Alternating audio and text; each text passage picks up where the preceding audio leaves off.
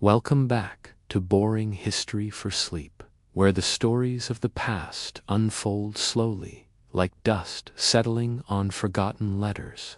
Tonight, we drift gently into the scorching winds and strange silences of early colonial Australia, a place where dreams and punishment met beneath a sky so vast it seemed to swallow sound. This is not the Australia of sun-kissed beaches or holiday postcards, but something older. A colony built not for freedom, but for control. A land where banishment was the beginning and survival was optional. Imagine yourself lying down in a quiet room, breathing slowly as we cross time and sea. You hear the creak of damp timber in the hull of a prison ship, the hiss of wind through gum trees, and the muffled grumble of men in iron chains, their eyes wide with confusion or fear, or simply exhaustion. Over the next 2 hours, we'll explore 4 forgotten corners of this distant world. From the blistered feet of transported convicts to the lonely graves of vanished settlements. From whispered rebellions to carefully arranged teacups in a governor's garden. But we begin not with grand uprisings or elite households. We begin at ground level, barefoot, bruised, and shackled in the everyday misery of those sent across the globe to serve their time in a place that felt like the edge of the earth. So let your mind rest, let it drift. And let's begin our quiet journey into the strange, stifling world of colonial Australia. Imagine waking in the dark to the groan of ropes and the stink of unwashed bodies. You're in the belly of a ship called the Scarborough, or maybe the Surprise, but the names don't matter much. The voyage from England has already become a distant haze of seawater and punishment. What matters now is that you've arrived in New South Wales. It's 1790. You were sentenced for stealing a loaf of bread, or maybe a bolt of cloth. Now you've stepped off a ship after months of heaving seas, onto land that is hot, alien, and endless. The air is heavy with the scent of eucalyptus, sharp and unfamiliar. The sun feels too large in the sky, too loud in its brightness. And you're not welcome here, not even by the people who brought you. There are no cities, no real buildings, just tents, rough huts, and dirt paths carved between trees that look like they belong to another planet. The insects drone constantly. The soil is hard-packed and reluctant. The colony is a skeleton with barely enough to feed its bones. You're handed a task: clearing land, digging trenches, hauling stones, chained to other men. You swing the same blunt tool hour after hour, day after day. Your back aches, your palms blister and split, then blister again. There is no shade, no rest, and little clean water. Food is salt pork if you're lucky, stale bread if you're not. Rats are constant companions. Disease is a frequent visitor. Punishment is always just over your shoulder. Lash of the Cato, 9 tails for disobedience, or insolence, or nothing at all. Nights are worse. You sleep on straw that smells of mold. The air never quite cools. You listen to others coughing, whispering, or simply weeping. And all around you, the bush, vast, whispering, indifferent.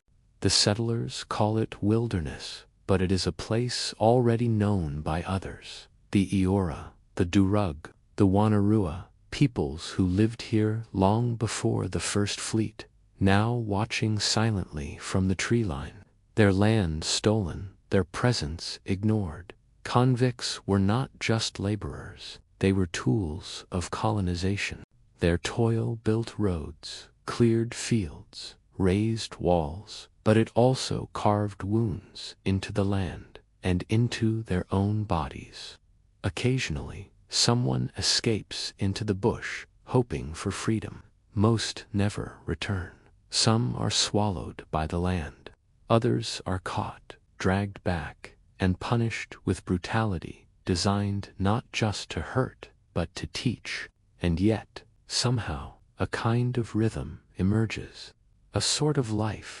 Even among chains and punishment, humans adapt. They find small comforts: a friendly glance, a moment of shade, a cup of thin tea. They carve spoons from wood, whisper songs into the darkness, or stare at the southern stars and wonder if anyone at home can see the same sky.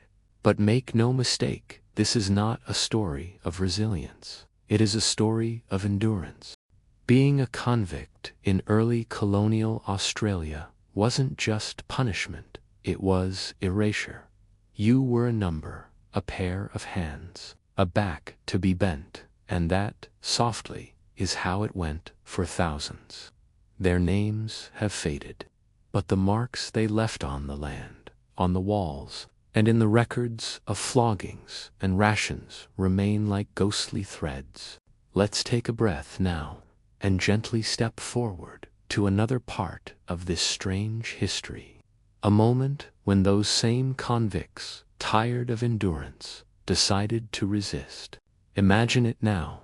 The land is still mostly untamed. The colony has grown, but only just. The year is 1804, and across the hills west of Sydney, near a place the settlers call Castle Hill, the wind carries a subtle tension, the kind that settles in your bones when something is about to break. You are a convict again, but this time you are Irish. You were caught up in the long shadow of British conquest, maybe accused of sedition, or simply speaking the wrong language to the wrong officer. You were sent here not just for a crime, but for your identity, for being who you were, where you were, at the wrong time. Many of the Irish convicts transported after 1798 were political prisoners, men who had been involved, or were simply suspected of being involved, in the Irish rebellion against British rule. Now you labor in the colony. You cut timber, build fences, haul water, and all the while your heart quietly beats with a memory of Ireland, of green hills and songs sung in kitchens, of freedom spoken of in whispers. Some of the guards don't even speak your tongue. You are alien twice over: first to this burning land, and second to the officials who hold the whips. You watch, you wait, you listen, and one day a whisper reaches your ear. Tomorrow we rise. The Castle Hill Rebellion, also known as the Second Battle of Vinegar Hill, was a flicker, a small, desperate flare against a dark backdrop. It wasn't well armed, it wasn't well planned, but it was a real rebellion, one of the first serious uprisings against colonial authority in Australia. It began quietly, as many uprisings do. Just over 200 men, mostly Irish, gathered under cover of night. Some carried farm tools, others stolen muskets. Their aim: to overthrow the British authorities, march on Parramatta, and perhaps even seize Sydney itself. Grand goals, spoken in low voices. They had chosen a night in March. The stars above were indifferent, unmoving. The bush around them was dense, silent, except for the distant bark of a curlew, but the colonial forces were ready. There had been informants. The governor, Philip Gidley King, dispatched soldiers quickly. The terrain did the rest: confusing, vast, and difficult to coordinate within. The rebels found themselves trapped, then scattered. By the next day, the rebellion was over. Some were shot, others fled. Dozens were captured, 9 were executed. Their names are mostly forgotten: Nasamuel Humes, Henry Daly, and others. Hanged publicly, their bodies left on display as a warning, a reminder that rebellion here would be answered, not with negotiation, but with noose and lash. And yet, the rebellion left a trace, a quiet one, but persistent.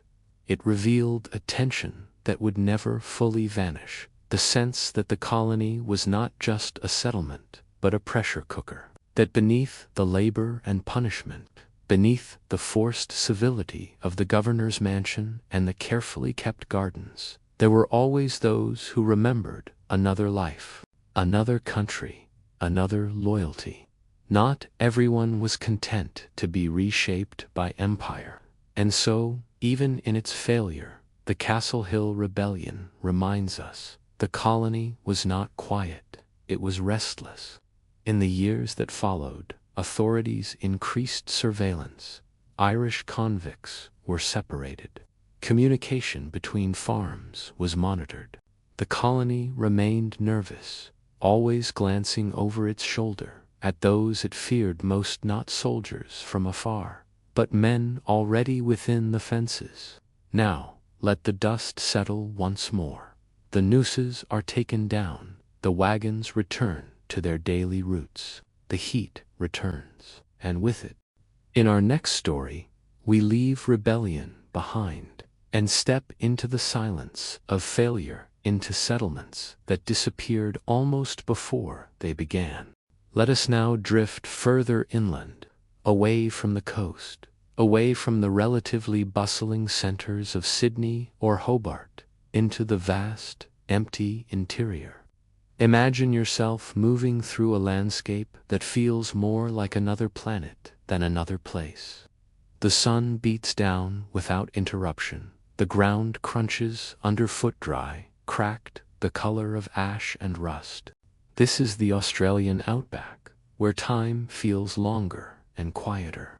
And scattered across this unforgiving land are ghosts, not the kind that rattle chains or whisper at windows, but the more persistent sort, the kind built of timber and brick, slowly reclaimed by dust and silence. Forgotten settlements, towns that once had names, postmasters, maybe even a pub.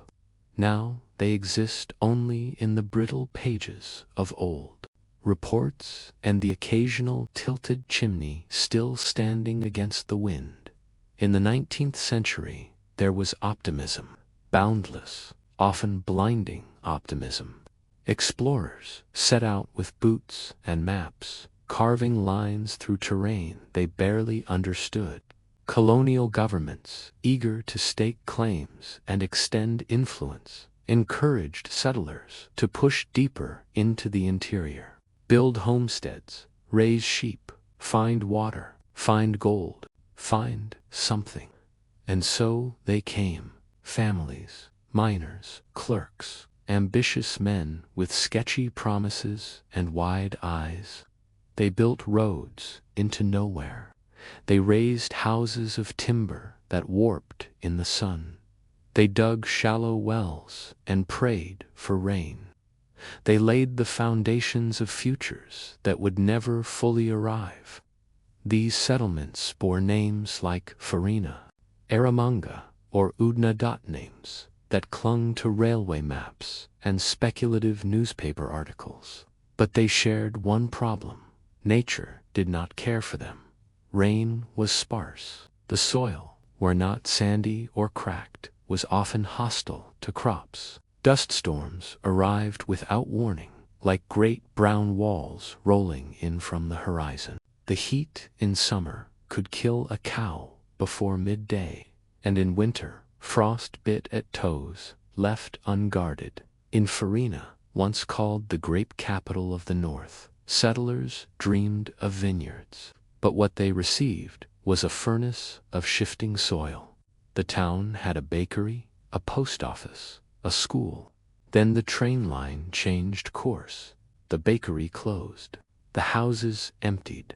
Today, only ruins remain, a few stone walls and a graveyard half swallowed by brush. Imagine being a child there. Your world consists of horizon and heat. You fetch water in rusted cans. At night, the wind howls through cracks in your bedroom walls. The stars are sharp and endless, but so is the silence. Other settlements followed similar patterns, brought to life by hope, killed by geography. One ambitious town, named Silverton, boomed briefly on the back of mining. But when the ore ran out, so did the people. Buildings were dismantled and carted away to nearby Broken Hill. Silverton remained, but only just its population dipping below 50. These were not dramatic collapses. There were no last stands or fires. Just slow abandonment. A shop closed, a school shuttered, a family moved out, another followed. The sun continued to rise, and eventually the name was dropped from maps. Some outposts were lost entirely, never properly recorded, never revisited. Just skeletal remains in the sandiron bed frames, shards of porcelain, the occasional boot. And in this stillness, we glimpse the core truth of colonial ambition in Australia. It often outran reality. The land was older and more patient than their plans. It had weathered millennia of fire and drought, and it would not bend easily to schedules and schemes drawn in distant offices. But still, these places mattered. For a time, someone lived there, someone was born there, someone died there. The wind that now blows through abandoned towns once carried laughter, arguments, the clinking of plates. Life, brief as it was, filled the space. Now, imagine the sound of the wind again. A creaking door, still attached to an empty shack. A bird calls out, then nothing. In our final chapter, we move away from dust and hardship and step into a different world, one of shaded gardens, polished silverware, and quiet authority. Let us walk into the grounds of a colonial governor's mansion, where even the flowers knew their place. Now, imagine you are stepping through a wrought iron gate. The air is still warm, but not oppressive. You've left behind the scorched soil of the Outback, the rattling chains of convict ships, the grit of unfinished settlements. Here, the world smells of trimmed hedges, polished wood, and imported perfumes. You are entering the gardens of a colonial governor's residence, perhaps Government House in Sydney, or a lesser-known estate elsewhere along the coast. The path underfoot is neatly graveled. There are rows of roses, imported from Europe and carefully nursed through the Antipodean climate. Beyond them, a manicured lawn stretches wide and green, an open canvas for parasols, white gloves, and gloved politeness. Servants bustle in crisp uniforms, placing porcelain cups on white linen-covered tables. There is tea, of course, and sandwiches, and murmured conversation about politics, weather, and shipments from home. This is the upper crust of the colony. The magistrates, military officers, merchant wives, visiting clergy, and, presiding over it all, the governor and his lady. They move through the garden with slow confidence, a practiced grace born of hierarchy. Nothing here is accidental. Even the bird song seems rehearsed. But listen closely, and you'll hear the deeper rhythms of control. The garden party is more than leisure, it is structure, a visible, tangible expression of British authority transplanted into alien soil. These rituals, the china, the bows, the delicate gossip, are a kind of performance, a civilizing theater amid a land they considered wild and unruly. Behind every cup of Darjeeling, there is a penal ledger. Behind every laced-gloved handshake, a shipment of shackles. For this paradise was built upon punishment. The people serving tea were often convicts, dressed neatly, trained in etiquette, and painfully aware that a dropped spoon could cost them their standing or their liberty. the gardeners trimming hedges, assigned for good behavior, the cook arranging pastries, a former pickpocket from Birmingham. Order was maintained not just through lashes or leg irons, but through layers of reward and proximity. To be close to the governor's household was a kind of golden prison. You were watched, but you were fed. You were judged, but you were protected from worse assignments. Outwardly, it looked like grace. Inwardly, it was tension wrapped in embroidery. Imagine being one of those convicts serving tea to the very system that transported you here. You hold a tray steady, your shoes polished with ash and elbow grease. You hear laughter, names you'll never be allowed to speak without titles. You are so near to comfort, and yet barred from it by walls invisible and enduring. This world had its own hierarchies too, even among the free. A merchant who arrived on his own coin was not the same as one who came from convict stock. Officers outranked civil servants. Wives of judges might shun the wives of former jailers. The dinner table became a chessboard, and social grace the game. Even the tea itself was part of the calculus, imported at cost, carried across oceans, and served with ceremony. It reminded everyone present that they were not in some forgotten corner of the world. They were still, in a sense, in Britain. A Britain of their own imagining, ordered and delicate, floating above the penal colony on wings of bone china and colonial pride. But beneath the clipped hedges and painted gazebos, reality always lingered. Convict unrest, indigenous resistance, the ever-present fear of escape or rebellion. The knowledge that many of the guests at this party had once arrived in Chainsaw sent others there, that this oasis was ringed by a vast and indifferent wilderness, and that the genteel rituals performed here could not fully hold back the weight of the land. And yet they tried. They poured more tea. They held more balls. They constructed verandas and cricket pitches and schoolhouses and clubs. They painted civility atop a penal experiment, hoping it would harden into permanence. As the garden party winds down and the final crumbs are brushed away, you might hear the rustle of silk skirts departing, a gentle farewell, a few chuckles as guests return to their carriages or lodgings. And slowly, the garden falls quiet. Evening descends, the lanterns flicker, and we are left with this scene. A garden built on pain, beauty grown from control and silence that speaks more than words. And so, dear listener, as the evening deepens and your thoughts begin to soften, we draw a gentle curtain over the long, dusty stage of early colonial Australia. From the rattling chains of transported convicts to the quiet despair of failed uprisings, from the bleached bones of forgotten settlements to the manicured gardens of distant authority. We've wandered through a land of contradictions, lush and barren, vast and confined, beautiful and cruel.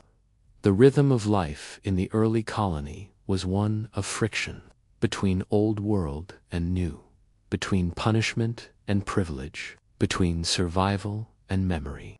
For many, it was a world of imposed silence, a world where voices were lost in the wind, and stories went untold beneath the creak of eucalyptus branches. But tonight, you've heard some of them softly, without haste. You've imagined the rough wool of a convict's uniform. You've felt the dry heat on your neck as you walked through the Outback ruins. You've stood beside rebels whose names few remember. And you've served tea in a paradise grown from discipline.